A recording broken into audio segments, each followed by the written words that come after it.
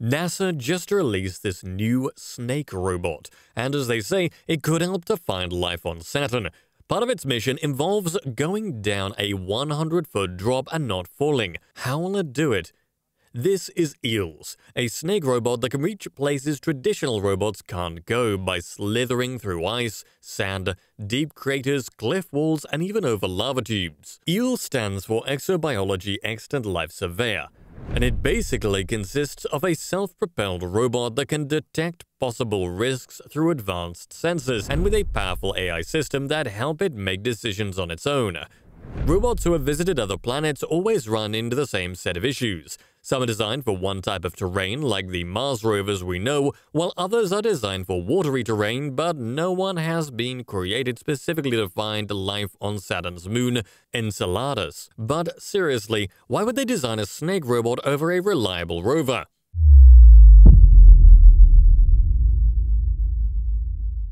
There are no traffic signs or stoplights on Enceladus, not a semblance of human direction, and barely even maps of its surface.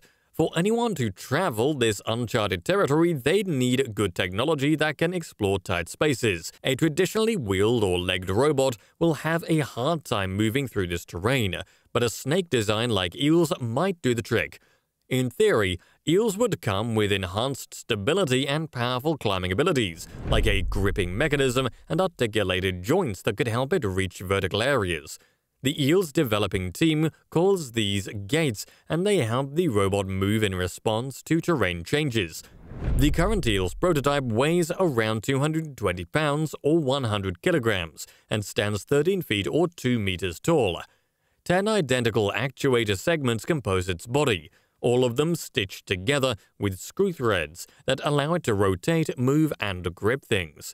These rotating segments are wrapped in screw-like threads so that it can propel itself and slither around tight spaces. The final version will possibly have up to 48 actuators or 48 steering wheels, allowing it to move around and perform tasks. The plan is for Eels to be powered by AI and be able to solve problems without human input. That's because the distance between Earth and Saturn creates a time lag of 1.5 hours in communication. So Eels needs to be able to calculate risk, move on its own, and collect data without the help of the team back on Earth. NASA equipped Eels with the tools to create a 3D map of its surroundings to better understand the cold and rocky environment of Enceladus before it navigates through it. What's going to be challenging is designing Eels itself. Hiro Ono, the primary investigator of Eels, claimed that the team has a different philosophy of robot development than any traditional robot or spacecraft building team. They have to undergo cycles of testing and correcting, and while there's a lot of information out there on how to create a basic four-wheel robot, who has ever designed an autonomous snake robot? For the current prototype, stereo cameras are mounted side by side to mimic human binocular vision, allowing them to capture images from different perspectives, just like how our eyes perceive the world. They work through triangulation, where they'll be able to detect the relative positions of 2 points in 2 images in a scene. This is valuable for it to be able to avoid obstacles, accurately detect objects in real time, and reconstruct scenes for NASA operators to obtain information remotely. It's also integrated with LiDAR technology, a special tech that stands for light detection and ranging. It emits laser pulses and measures the time taken for the light to bounce back after hitting objects in its path. LiDAR technology is also used for robotics, terrain mapping, forestry, and archaeology. If you've seen the auto-driving Teslas and other autonomous vehicles in social media, it's LiDAR technology that helps them move. Combining them with AI is crucial, as only AI algorithms are able to process the high amounts of data captured by LiDAR and extract meaningful information for its object recognition, navigation, and real-time decision-making.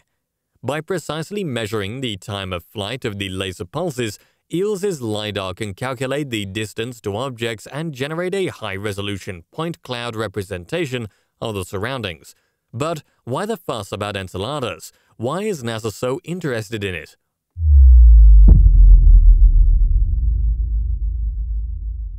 It's believed Enceladus could have water beneath its crust, and the possibility of a subsurface ocean means this moon could have the ingredients necessary for life, or at least provide some insights on how life could look on a planet different from Earth. Eels will follow up on the Cassini spacecraft's observation and discover whether Enceladus could be a habitable world. Their timeline predicts Eels will be finished by the fall of 2024, but that's not even the start. After the robot is finished, it would take around 12 years for any given spacecraft to bring Eels to the Moon. It would also take a couple of months to finish its descent through Enceladus's geyser vents, but after that, it'll study its vast ocean.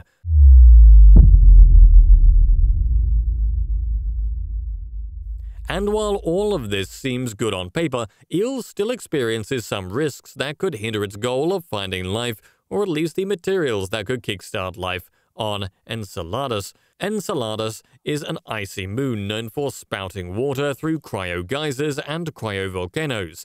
Its surface is filled to the brim with tiger stripes, long cracks of ice that shoot this water straight up from the ocean at such strength that they even reach Saturn's rings. Just being hit by one of these would instantly destroy Eels, so if its LiDAR technology isn't accurate enough, it won't fare well. That leads us to our next point. It has to be autonomous enough to move without direction, as scientists can't, for example, direct it to move sideways due to the radio signal time lag. The Eels development team had first-hand experience with some of these challenges when they experimented with lowering the robot's perception head, which is the section with the cameras and LiDAR, into a vertical shaft known as a mouth of the Athabasca Glacier in the Canadian Rockies. Field tests for the robots have been conducted since 2019 in rough earthen terrain. It was tested in the Athabasca Glacier in the Canadian Rockies, which is also used as model terrain for icy moons of other planets.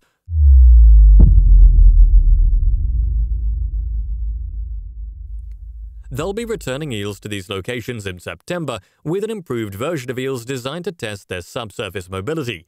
To do that, the team will use a small sensor suite that could monitor glacier chemicals and physical properties, allowing the Eels to eventually deploy to remote sites too. During the project's second stage, the scientists will identify which science instruments they could integrate with Eels to better fit within the strategy for the moons. As of now, Eels is funded by the Office of Technology in Fusion and Strategy at NASA's Jet Propulsion Laboratory. The JPL Eels team developed a startup mentality to ensure the project gets results quickly. It's in the early stages where it'll build prototypes quickly, test them often, learn about their mistakes, adjust and repeat. In every sense of the word, Eels will go where other robots can't go. Here's to hoping the team gets enough funding so that we may discover what's really behind the icy crust of Enceladus.